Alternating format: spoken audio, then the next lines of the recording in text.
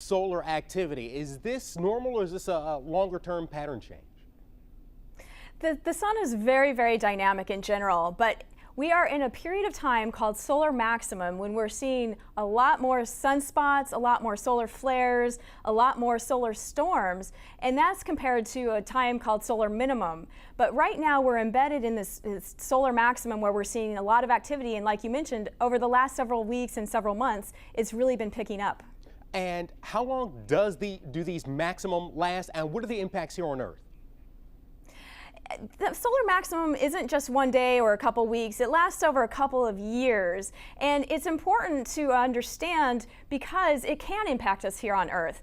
When these solar storms, which blow out tons of billions of material, can be directed towards the Earth, they can interact with the Earth's magnetic field.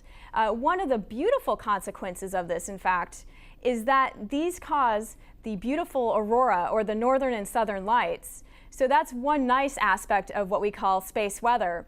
But it can also have dire consequences. It can affect our technology, and it can cause power grids to go out. So it's very important to understand these storms because of these other consequences that we have to deal with. Right, and things like GPS are impacted by this, things that we use every day.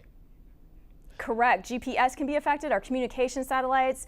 Airlines that are flying over the polar regions are also more susceptible to the increase in radiation when these storms occur.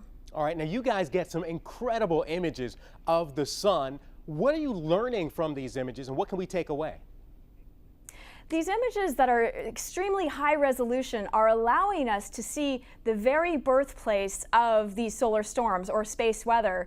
We can see the details of the activity of the eruptions occurring on the sun, and that's important for us to understand how they are initiated. Again, that will all lead us to better prediction capabilities for understanding when they're going to occur and how they may impact us on Earth. But we're also understanding more about the solar atmosphere in general because of these beautiful images. You know, in preparing for this interview, I learned something which is incredibly fascinating. The sun's atmosphere apparently is 200 times warmer than the visible surface of the sun.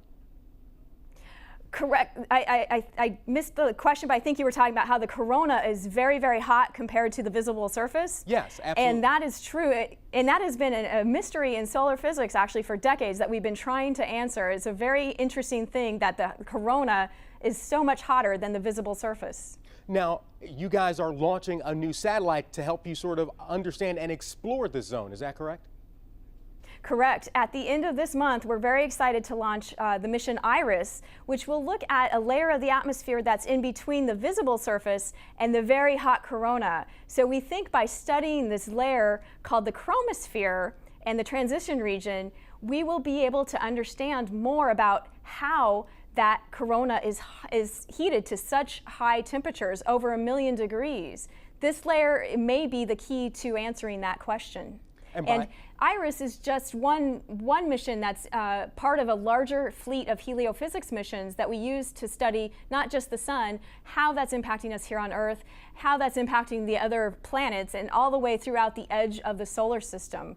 The entire thing is called heliophysics, the entire study of this domain. All right, thank you very much. That is Dr. Holly Gilbert.